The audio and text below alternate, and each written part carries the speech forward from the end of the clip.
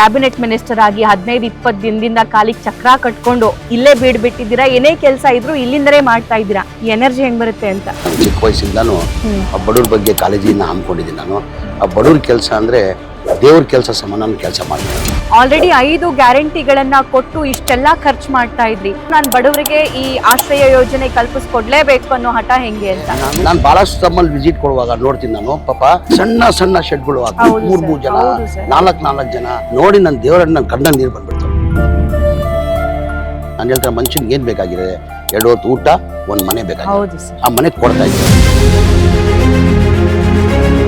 ಇದೇ ತಿಂಗಳಲ್ಲಿ 42,345 ಮನೆಗಳು ಕೊಡ್ತಾ ಇದ್ದೀವಿ. ಕಾಂಟ್ರಾಕ್ಟರ್ನ ಕರೆಸಿ ಒಂದು 16 ಬಾರಿ ನಾವು ಮೀಟಿಂಗ್ ಮಾಡಿದ್ವಿ. ನೋಡಪ್ಪ, ಇದು ಬಡವ್ರು ಕೊಡೋದು ಒಂದ್ಸತಿ ಮನೆ ಆಗೋದವ್ರಿಗೆ ದಯಮಾಡಿ ಒಳ್ಳೆ ಮನೆ ಕಟ್ಕೊಡ್ಬೇಕಾಗ್ತದೆ. ನಾವು ಬೇರೆ ಥರ ಕೆಲಸ ಮಾಡೋಕೆ ಹೋಗ್ಬೇಡಿ ಅಂತ ಕಾಂಟ್ರಾಕ್ಟರ್ಗಳ ಜೊತೆ 16 ಮೀಟಿಂಗ್ ಮಾಡಿದ್ದೀನಿ ನಾನು.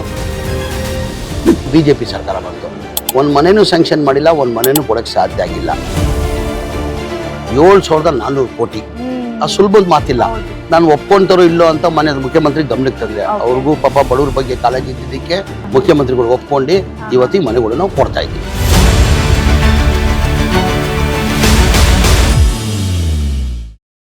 ನಮಸ್ಕಾರ, ನಾನು ಸಬಾ ಹಕೀಂ. ಒಬ್ಬ ಮನುಷ್ಯನಿಗೆ ಸೂರೊಂದು ಸಿಕ್ಬಿಟ್ರೆ ಆತ ನೆಮ್ಮದಿಯಿಂದ ಬದುಕ್ತಾನೆ. ಅದರಲ್ಲೂ ಆ ಸೂರು ಸ್ವಂತದ್ದಾಗ್ಬಿಡ್ತು ಅಂತಂದ್ರೆ ಆತನ ಬದುಕು ತಂಪಾಗಿರುತ್ತೆ.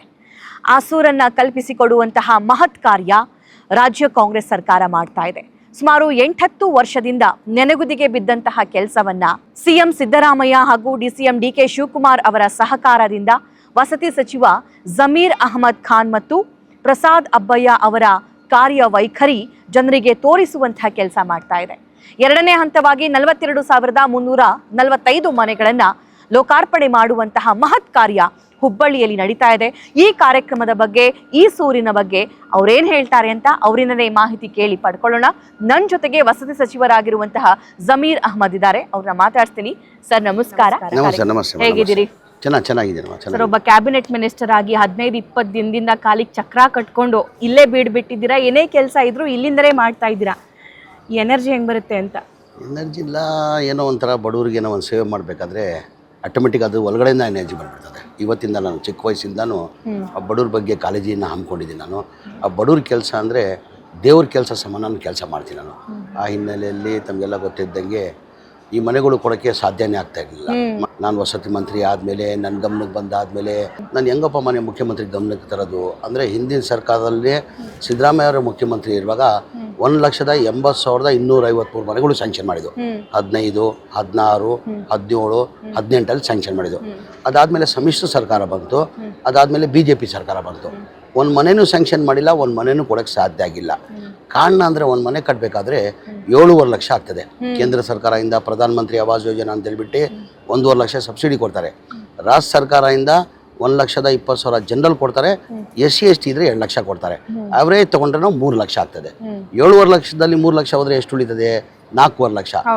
1,80,253 ಮನೆಗೆ ಬೆನಿಫಿಷರಿ ಕೊಡಬೇಕಾಗಿತ್ತು 4.5 ಲಕ್ಷ. ಹಂಗೆ 7,400 ಕೋಟಿ, ಬರೇ 310 ಕೋಟಿ ಬಂದಿತ್ತು. ಯಾರೋ 5,000 ಕೊಟ್ಟವ್ರೆ, ಯಾರೋ 10,000, 15,000, 20,000 ಮೇಲೆ ಯಾರು ಕೊಡೋಕ್ಕೆ ಸಾಧ್ಯ ಆಗಿಲ್ಲ. ಅಂದರೆ ಬಡವ್ರು ಕೊಡೋಕ್ಕೆ ಸಾಧ್ಯ ಆಗಲ್ಲ. ಎಲ್ಲ ಕಡೆ ಏನಾಗಿದ್ದು, ಎಲ್ಲ ಮನೆಗಳು ಅನ್ಕಂಪ್ಲೀಟ್ ಆಗಿ ಬಿದ್ದಿತ್ತು. ಈಗ ನಮ್ಮ ಕಾಂಟ್ರಾಕ್ಟರ್ಗಳು ಈ ಟೆಂಡರ್ ಕರೆದು ಬಿಡ್ತೀವಿ ನಾವು. ಟೆಂಡರ್ ಕರೆದಾದ್ಮೇಲೆ ಕಾಂಟ್ರಾಕ್ಟರ್ಗಳು ಏನು ಮಾಡ್ತಾರೆ, ಕೇಂದ್ರ ಸರ್ಕಾರ ಅದು ರಾಜ್ಯ ಸರ್ಕಾರ ದುಡ್ಡಲ್ಲಿ ಅವ್ರು ಎಷ್ಟು ಬೇಕೆಷ್ಟು ಅಷ್ಟು ಮಾಡಿಬಿಟ್ಟು ಕೆಲಸ ನಿಲ್ಲಿಸ್ಬಿಟ್ಟಿದ್ರು. ಜನ ಪಾಪ ಎಲ್ಲ ನಿರೀಕ್ಷೆಯಲ್ಲಿ ಇವತ್ತು ಕಂಪ್ಲೀಟ್ ಆಗ್ತದೆ, ನಾಳೆ ಕಂಪ್ಲೀಟ್ ಆಗ್ತದೆ ಅಂತ ಹೇಳ್ಬಿಟ್ಟು ಎಲ್ಲ ಪಾಪ ಭಾಳ ವರ್ಷದಿಂದ ಕಾಯ್ಕೊಂಡಿದ್ದು. 10 ವರ್ಷದಿಂದ ಕಾಯ್ಕೊಂಡಿದ್ರು. ಭಾಳ ಜನ ನನಗೆ ಎಲ್ಲಿ ಅವಾಗ ನಾನು ಇದು ಭಾಳ ಸೀರಿಯಸ್ ಆಗಿ ತೊಗೊಂಡಿದ್ದೆ ಅಂದರೆ, ನಾನು ಭಾಳ ಸ್ಲಮ್ಗೆ ಭೇಟಿ ಕೊಟ್ಟಿದ್ದೆ. ನಾನು ಎಲ್ಲಿ ಮನೆಗಳು ಕಟ್ಟುವಾಗ ಭೇಟಿ ಕೊಟ್ಟಿದ್ದೆ. ನಾನು ಫೈನಾನ್ಸ್ ಸೆಕ್ರೆಟರಿ ಆಗಿದ್ರು ಅತೀಕ್ ಸಾಬ್ರಿಗೂ, ಅವ್ರಿಗೂ ಜೊತೆಯಲ್ಲಿ ಕರ್ಕೊಂಡೋಗಿದ್ದೆ ನಾನು. ಭಾಳ ಜನ ಏನು ಮಾಡಿಬಿಟ್ಟಿದ್ದಾರೆ ಪಾಪ, ಅವ್ರು ಹೆಂಗೋ ಟಾರ್ಪಲ್ಲು ಶೆಡ್ ಹಾಕೊಂಡು ಹೆಂಗೋ ಅವ್ರ ಜೀವನ ಅವ್ರು ಮಾಡ್ಕೊಳ್ತಾ ಇದ್ರು. ಈ ಮನೆ ಕಟ್ಕೊಡ್ತಾರಂತ ನಿರೀಕ್ಷೆ ಮೇಲೆ ಅವ್ರಿಗೆ ಗೊತ್ತಿಲ್ಲ 4.5 ಲಕ್ಷ ಕಟ್ಟಬೇಕಂತ ಈ ಅವೇರ್ನೆಸ್ ಯಾರು ತಂದಿರಲಿಲ್ಲ. MLA ಅವಾಗ ಜನತಾದಲ್ಲ ಇದ್ದೆ ನಾನು. ನನ್ನ ಕ್ಷೇತ್ರಕ್ಕೆ 2,000 ಮನೆ ಸಂಖ್ಯೆ ಮಾಡಿದ್ರು. ಆ ಜನತಾ ಕಾಲನಿ, ಮೋಮಿನ್ಪುರ, ಬಕ್ಷಿ ಗಾರ್ಡನ್ ಅಂತ ಹೇಳ್ಬಿಟ್ಟು ಇಂಜಿನಿಯರ್ಗಳು ಹೋಗಿ ಕೇಳಿದ್ದಾರೆ ಬೆನಿಫಿಷಿಯರ್ನ. ಸರ್ ನೀವು ಖಾಲಿ ಮಾಡ್ಕೊಡಿ, ನಾವು 1 ವರ್ಷದಲ್ಲಿ ಮನೆ ಕಟ್ಕೊಡ್ತೀವಿ ಅಂತ. ಅವ್ರು ಯಾರು ಒಪ್ಪಲಿಲ್ಲ. ಇಲ್ಲಪ್ಪ ನೀವೆಲ್ಲ ಮಾಡಲ್ಲ, ನೀವು ಕಟ್ಟಲ್ಲ ನೀವು ಮನೆ, ನಾವು ಹೆಂಗೋ ಜೀವನ ಮಾಡ್ತಾ ಇದ್ದೀವಿ, ಹೆಂಗೋ ಮಾಡ್ಕೊತೀವಿ, ನಾವು ಕಷ್ಟನೋ ಸುಖನೋ ಮಾಡ್ಕೊತೀವಿ, ಯಾರೂ ಕಾವಲಿ ಮಾಡಿಲ್ಲ. ನನಗೆ ಇಂಜಿನಿಯರ್ಗಳು ಬಂದು ನನಗೆ ಹೇಳಿದ್ರು, ಸರ್ ನಿಮ್ಮ ಮನೆ ಈ ಥರ ನಿಮ್ಮ ಕ್ಷೇತ್ರದಲ್ಲೇ 2,000 ಮನೆ ಸ್ಯಾಂಕ್ಷನ್ ಆಗಿದೆ, ಯಾರೂ ಖಾಲಿ ಮಾಡೋಕ್ಕೆ ತಯಾರಿಲ್ಲ ಸರ್, ತಾವು ಬಂದರೆ ತಾವು ಹೇಳಿದ್ರೇ ಅದು ಖಾಲಿ ಮಾಡ್ತಾರೆ ಸರ್, ಇಲ್ಲ ಖಾಲಿ ಮಾಡೋಕ್ಕೆ ತಯಾರಿಲ್ಲ ಸರ್, ಟೆಂಡರ್ ಎಲ್ಲ ಕರೆದ್ಬಿಟ್ಟಿದ್ದೀವಿ ಅಂದರು. ನಾನು ಹೋಗಿ ಜನತಾ ಕಾಲೋನಿಯಲ್ಲಿ ಮೋಮಿನ್ಪುರದಲ್ಲಿ ಭಕ್ಷಿಗಾರ ಜನಗಳಿಗೆ ನಾನು ಹೇಳಿದೆ, ಖಾಲಿ ಮಾಡ್ಕೊಡ್ರಮ್ಮ, ಈ ಥರ ಜೀವನ ಮಾಡ್ತಾ ಇದ್ದೀರಾ ನೀವು, ಒಳ್ಳೆ ಮನೆ ಕಟ್ಕೊಡ್ತೀವಿ ನಾವು, 1 ವರ್ಷದಲ್ಲಿ ಮನೆ ಕಟ್ಕೊಡ್ತೀವಿ ಅಂತ ಹೇಳ್ಬಿಟ್ಟು ನಾವು ಆಶ್ವಾಸನೆ ಕೊಟ್ಟಿದ್ದೆ, ಖಾಲಿ ಮಾಡಿ ಪಾಪ ಜಾಗ ಕೊಟ್ಟರು. ನಾವು ಆ ಟೈಮಲ್ಲಿ ಹೇಳ್ಬೇಕಾಗಿತ್ತಾನೆ 4.5 ಲಕ್ಷ ನೀವು ಬೆನಿಫಿಷರಿ ಕಟ್ಟಬೇಕಂತ. ನಾವು ಯಾರು MLAಗಳು ಅವೇರ್ನೆಸ್ ತಂದಿಲ್ಲ. ಆ ಕಾರಣಕ್ಕೆ ನಾನು ಭಾಳಷ್ಟು ತಮ್ಮಲ್ಲಿ ವಿಸಿಟ್ ಕೊಡುವಾಗ ನೋಡ್ತೀನಿ ನಾನು, ಪಾಪ ಎಲ್ಲ ಅವ್ರ ಮನೆ ಹೊಡೆದಾಕಿ ಕಟ್ತಾ ಇದಾರಲ್ಲ, ಪಾಯಾಗಿ ಆಗ್ಬಿಟ್ಟವ್ರೆ, ಪಕ್ಕದಲ್ಲೇ ಪಾಪ ಸಣ್ಣ ಸಣ್ಣ ಶೆಡ್ಗಳು 3 ಜನ 4 ಜನ ಹೇಳ್ತಲ್ಲ. ಅದು ನೋಡಿ ನನ್ನ ದೇವರನ್ನ ನನ್ನ ಕಣ್ಣಲ್ಲಿ ನೀರು ಬಂದ್ಬಿಡ್ತು. ಆಮೇಲೆ ಮುಖ್ಯಮಂತ್ರಿ ಗಮನಕ್ಕೆ ತಂದೆ ನಾನು, ಸೊನ್ನೆ ಸರ್, ಹಿಂದಿನ ಸರ್ಕಾರದಲ್ಲಿ ತಾವೇ ಮುಖ್ಯಮಂತ್ರಿ ಇರುವಾಗ ಈ ಮನೆಗಳು ಸ್ಯಾಂಕ್ಷನ್ ಮಾಡಿದ್ದು, ಈ ಬಡವ್ರು 4.5 ಲಕ್ಷ ಕಟ್ಟಕ್ಕೆ ಸಾಧ್ಯ ಆಗಲ್ಲ ಸರ್, ನಾವು ಸರ್ಕಾರ ವತಿಯಿಂದನೇ 4 ಲಕ್ಷ ನಾವು ಕಟ್ಟಿ ಮನೆಗಳು ಕಟ್ಟಬೇಕಾಗ್ತದೆ ಅಂತ ಮನೆ ಮುಖ್ಯಮಂತ್ರಿಗಳು 2-3 ರಿವ್ಯೂ ಮೀಟಿಂಗ್ ಮಾಡಿ, ನೀನು ಹೇಳ್ತಾರ ಸತ್ಯ ಹಾಕೋಣ, ಬಡವ್ರು ದುಡ್ಡು ಕೊಟ್ಟಕ್ಕೆ ಸಾಧ್ಯ ಆಗಲ್ಲ, ಅದು ಎಷ್ಟನ ಕಷ್ಟ ಆಗಲಿ ಎಷ್ಟನ ತೊಂದರೆ ಆಗಲಿ ಆ 4 ಲಕ್ಷ ದುಡ್ಡು ನಾವು ಸರ್ಕಾರ ವತಿಯಿಂದ ಕೊಡ್ತೀವಿ. ನಾವು ಈ ಮನೆಗಳು ಡಿಸೆಂಬರ್ 26 ಕೊನೆವರೆಗೂ 1,80,000ದಲ್ಲಿ 1,18,000 ಮನೆಗಳು ಕೊಡಬೇಕಂತ ಮನೆ ಮುಖ್ಯಮಂತ್ರಿಗಳು ಸೂಚನೆ ಕೊಟ್ಟು ಹೋದ ವರ್ಷದಲ್ಲಿ 2024 ಮಾರ್ಚಲ್ಲಿ ನಾವು 36,789 ಮನೆಗಳು ಕೊಟ್ವಿ. ಇದೇ ತಿಂಗಳಲ್ಲಿ 42,345 ಮನೆಗಳು ಕೊಡ್ತಾ ಇದ್ವಿ. ಉದಾಹರಣೆ ಈಗ ಹುಬ್ಳಿದಲ್ಲೇ ನಾವು 1,800 ಮನೆ, ಅದರಲ್ಲಿ 1,008 ಮನೆ ಕಂಪ್ಲೀಟ್ ಆಗಿದೆ. ಈ ತರ ಹುಬ್ಳಿ ಜಿಲ್ಲೆನೇ 2,700, ಧಾರವಾಡ ಹುಬ್ಳಿ ಧಾರವಾಡ ಡಿಸ್ಟಿಕ್ ಅಲ್ಲೇ 2,700 ಮನೆಗಳು. ಆಮೇಲೆ ತುಮಕೂರು ಜಿಲ್ಲೆದು ಏನೋ 1,200 ಮನೆ ಇದೆ. ಬಳ್ಳಾರಿಯಲ್ಲಿ 1,200 ಚಿಲ್ಲರೆ ಮನೆ, ಬಳ್ಳಾರಿ ಜಿಲ್ಲೆಯಲ್ಲಿ 2,000 ಮನೆ. ಇಡೀ ರಾಜ್ಯದಲ್ಲಿ ನಾವು ಕೊಡ್ತಾ ಇದ್ದೀವಿ. ನಾನು ನಿಮ್ಮ ಮಾಧ್ಯಮ ಅವ್ರಿಗೆ ಕೇಳೋದು, ನಾನು BJP ಅವ್ರು ಏನಕ್ಕೆ ಇದು ಮಾಡಿಕ್ಕೆ ಸಾಧ್ಯ ಆಗಲಿಲ್ಲ?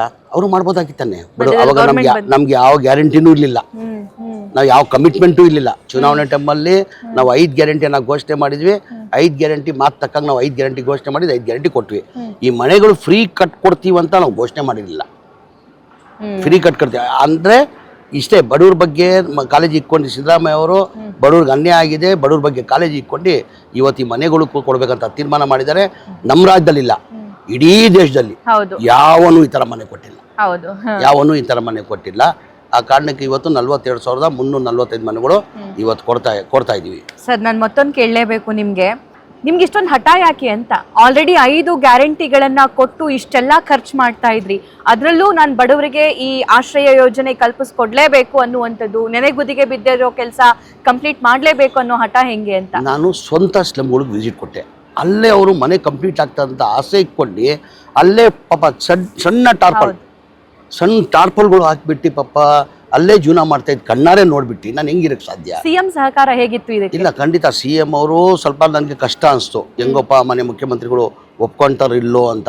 ಏನಕ್ಕಂದ್ರೆ ಗ್ಯಾರಂಟಿಗಳು ತಮ್ಮೆಲ್ಲ ಗೊತ್ತಿದ್ದಂಗೆ 55 60 ಸಾವಿರ ಕೋಟಿ ಆಗ್ತದೆ. ಈ ಮನೆಗಳು ಕಂಪ್ಲೀಟ್ ಆಗಬೇಕಾದ್ರೆ 7,400 ಕೋಟಿ. ಅದು ಸುಲಭದ ಮಾತಿಲ್ಲ. ನಾನು ಒಪ್ಕೊಂತಾರೋ ಇಲ್ಲೋ ಅಂತ ಮನೆ ಮುಖ್ಯಮಂತ್ರಿ ಗಮನಕ್ಕೆ ತಂದೆ. ಅವ್ರಿಗೂ ಪಾಪ ಬಡವ್ರ ಬಗ್ಗೆ ಕಾಳಜಿ ಇದ್ದಿದ್ದಕ್ಕೆ ಆ ಕಾರಣಕ್ಕೆ ಮನೆ ಸಿದ್ದರಾಮಯ್ಯ ಅವರು ಮುಖ್ಯಮಂತ್ರಿಗಳು ಒಪ್ಕೊಂಡು ಇವತ್ತು ಈ ಮನೆಗಳು ನಾವು ಕೊಡ್ತಾ ಇದ್ದೀವಿ. ಓಕೆ ಸರ್, 1,008 ಮನೆ ಹುಬ್ಬಳ್ಳಿಯ ಮಂಟೂರು ರೋಡ್ನಲ್ಲಿ ಇಲ್ಲಿ ನಿರ್ಮಾಣ ಮಾಡಿದಿರಿ. ಈ ಇನ್ಫ್ರಾಸ್ಟ್ರಕ್ಚರ್ ಬಗ್ಗೆ ಏನು ಹೇಳ್ತೀರಿ? ನನಗೆ ಅನ್ನಿಸ್ತಾ ಇರೋದು ಇದು ಗೇಟೆಡ್ ಕಮ್ಯುನಿಟಿ ಒಳಗಡೆ ಇದೆ, ಜೊತೆಗೆ ಖಾಸಗಿ ಮನೆ ತರ ಇದೆ, ಖಾಸಗಿ ಲೇಔಟ್ ತರನೇ ನಿರ್ಮಾಣ ಮಾಡಿದಿರಿ.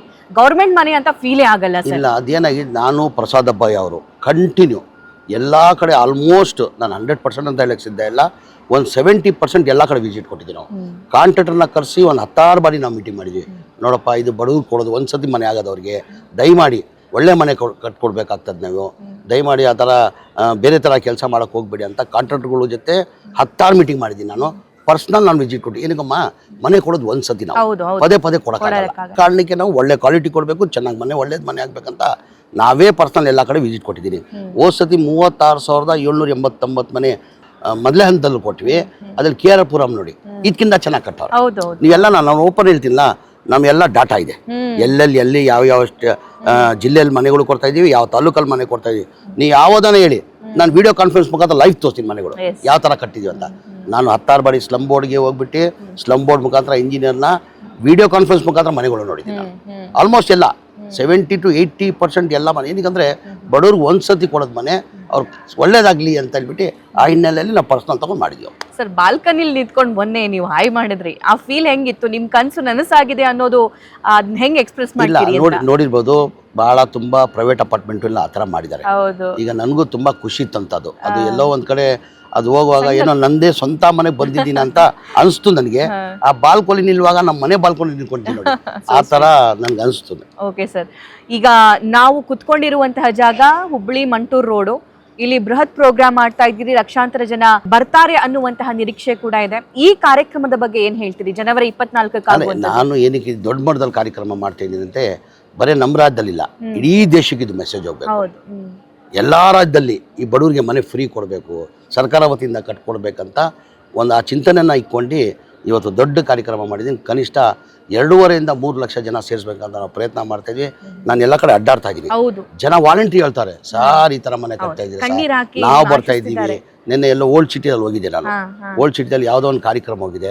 ಆ ವಾಲಂಟ್ರಿ ಯುವಕರು ಬಂದು ಹೇಳ್ತಾರೆ, ಸಾರ್ ನಾವೆಲ್ಲ ಬರ್ತಾ ಇದೀವಿ ಸರ್, ಇಂಥ ಬಡವ್ರು ನೀವು ಮನೆಗಳು ಕಡೋ ಕಾರ್ಯಕ್ರಮ ಮಾಡ್ತಾ ಇದ್ದೀರಾ, ನಾವೆಲ್ಲ ಬರ್ತೀವಿ ಸರ್, ಆ ಮನೆಗಳು ನೋಡೋಕ್ಕೆ ಖುಷಿ ಆಗ್ತದೆ ಸರ್ ಅಂತ ಬಹಳ ಜನ ಹೇಳ್ತಾರೆ. ಕನಿಷ್ಠ 2.5 3 ಲಕ್ಷ ಜನ ಬರ್ತಾರೆ ಅಂತ ನಿರೀಕ್ಷೆ. ಯಾವೆಲ್ಲ ನಾಯಕರು ಬರ್ತಿದ್ದಾರೆ ಸರ್? ಮನೆ ACC ಅಧ್ಯಕ್ಷ ಆದಂಥ ಮಲ್ಲಿಕಾರ್ಜುನ ಖರ್ಗೆ ಸಾಹೇಬರು ಬರ್ತಾವ್ರೆ, ಮನೆ ನಮ್ಮ ಮುಖ್ಯಮಂತ್ರಿ ಆದಂಥ ಸಿದ್ದರಾಮಯ್ಯ ಅವರು ಬರ್ತಾವ್ರೆ, ಉಪಮುಖ್ಯಮಂತ್ರಿಗಳು ಆದಂಥ DK ಶಿವಕುಮಾರ್ ಬರ್ತಾರೆ, ಹೋಮ್ ಮಿನಿಸ್ಟರ್ ಆದಂಥ ಪರಮೇಶ್ವರ್ ಬರ್ತಾವ್ರೆ, ಸತೀಶ್ ಜಾರಕಿಹೊಳಿ ಬರ್ತಾವ್ರೆ, ಕೃಷ್ಣಬೈರೇಗೌಡರು ಬರ್ತಾವ್ರೆ, HK ಪಾಟೀಲ್ ಸಾಹೇಬರು ಬರ್ತಾವ್ರೆ, ಆಲ್ಮೋಸ್ಟ್ ಎಲ್ಲ ಸಚಿವರು ಬರ್ತಾವ್ರೆ. ಈ ಮನೆಗಳನ್ನ ಹಂಚೋ ಮೂಲಕ ಜನರಿಗೆ ಏನ್ ಸಂದೇಶ ಸಾರ್ತಾ ಇದ್ದೀರಿ? ಅಂದರೆ ಇಷ್ಟೇ, ನಮ್ಮ ಸೇವೆ ನಾವು ಸಿಕ್ಕೋದು ಒಂದು ಅವಕಾಶ ಇತ್ತು, ಒಂದು ಅವಕಾಶ ಸಿಕ್ಕಿತ್ತು, ಆ ಸೇವೆನ ನಾವು ಸಲ್ಲಿಸ್ತಾ ಇದ್ದೀವಿ. ಮುಂದಿನ ದಿನಲ್ಲಿ ಬಡವ್ರಿಗೆ ಇನ್ನೂ ಇದಕ್ಕಿಂತ ಒಳ್ಳೇದಾಗಬೇಕಂತ ನಾವು ಭಾವಿಸ್ತೀವಿ. ಅಂದ್ರೆ ಎಂಡಲ್ಲಿ ಹೇಳ್ಬೇಕಂದ್ರೆ ನುಡಿದಂತೆ ನಡೀತಾ ಇದ್ದೀವಿ. ಖಂಡಿತ ಖಂಡಿತ ಖಂಡಿತ. ಬಡವನೇ ಆಗಿರ್ಬಹುದು ಅಥವಾ ಶ್ರೀಮಂತನೇ ಆಗಿರಬಹುದು, ಜೀವಮಾನದಲ್ಲಿ ಒಂದು ಮನೆ ಇರಬೇಕು ಅನ್ನುವಂತಹ ಉದ್ದೇಶ ಪ್ರತಿಯೊಬ್ಬರದ್ದಾಗಿರುತ್ತೆ.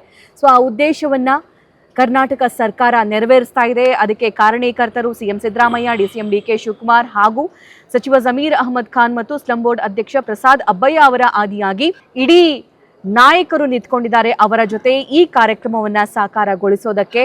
ಅಗೇನ್ ನಾನು ಹೇಳ್ತೀನಿ, ಇದು ನಿಮ್ಮ ಮನೆ. ಈ ಮನೆಯನ್ನ ತುಂಬಾ ಚೆನ್ನಾಗಿ ನೋಡಿಕೊಳ್ಳುವಂತಹ ಜವಾಬ್ದಾರಿ ನಿಮ್ಮದಾಗಿದೆ. ಸರ್, ಮತ್ತೊಂದು ನನ್ನ ಕೊನೆಯ ಪ್ರಶ್ನೆ ಏನು ಅಂತಂದ್ರೆ, ಇಷ್ಟು ಅಚ್ಚುಕಟ್ಟಾಗಿ ಮನೆ ಕಟ್ಟಿದ್ದೀರಿ ನೀವು, ಈ ಮನೇನ ಜನ ಹೇಗೆ ಇರಿಸ್ಕೋಬೇಕು ಸರ್? ಇಲ್ಲ, ಈಗ ಇಂಥ ಮನೆ ಸಿಗ್ಬೇಕಾದ್ರೆ ಅವ್ರು ಕರೆಕ್ಟಾಗಿ ಮೇಂಟೈನ್ ಮಾಡ್ಕೊಂಡು ಚೆನ್ನಾಗಿ, ಅದು ಲೈಫಲ್ಲಿ ಅವ್ರು ಸಿಕ್ಕೋದು ಒಂದೇ ಸತಿ. ನಾನು ಹೇಳ್ತಾರೆ, ಮನುಷ್ಯನಿಗೆ ಏನು ಬೇಕಾಗಿದೆ? 2 ಹೊತ್ತು ಊಟ, ಒಂದು ಮನೆ ಬೇಕಾಗಿದೆ. ಆ ಮನೆ ಕೊಡ್ತಾ ಇದೀವಿ, ಅವ್ರಿಗೆ ಕಾಪಾಡ್ಕೊಂಡು ಹೋಗೋದು ಅವ್ರ ಜವಾಬ್ದಾರಿ. Right sir. Thank you sir. ಸರ್ಕಾರ ಮನೆ ಕೊಡ್ತಾ ಇದೆ ಅಂತಂದ್ರೆ ಮೂಗು ಮುರಿಯೋರ ಸಂಖ್ಯೆನೇ ಜಾಸ್ತಿ. ಯಾಕಂದ್ರೆ ಜನರಿಗೂ ಕೂಡ ಅಂತಹ ಅನುಭವ ಆಗಿತ್ತು. ಆದ್ರೆ ಅದೆಲ್ಲದಕ್ಕೂ ತದ್ವಿರುದ್ಧವಾಗಿ ಸರ್ಕಾರಿ ಮನೇನು ಯಾವ ಖಾಸಗಿ ಮನೆ ಮತ್ತು ಖಾಸಗಿ ಅಪಾರ್ಟ್ಮೆಂಟ್ಗೂ ಕಮ್ಮಿ ಇಲ್ಲ ಅನ್ನೋದನ್ನ ಈ ಸರ್ಕಾರ ಮಾಡಿ ತೋರಿಸ್ತಾ ಇರೋದು ನೀವೆಲ್ಲರೂ ಕೂಡ ಕಣ್ಣಾರೆ ಕಾಣಬಹುದು. ಸೊ ಇದೇ 24ರಂದು ದೊಡ್ಡ ಕಾರ್ಯಕ್ರಮವನ್ನ ಹುಬ್ಬಳ್ಳಿಯ ಮಂಟೂರು ರಸ್ತೆಯಲ್ಲಿ ಸರ್ಕಾರ ಹಮ್ಮಿಕೊಂಡಿದೆ.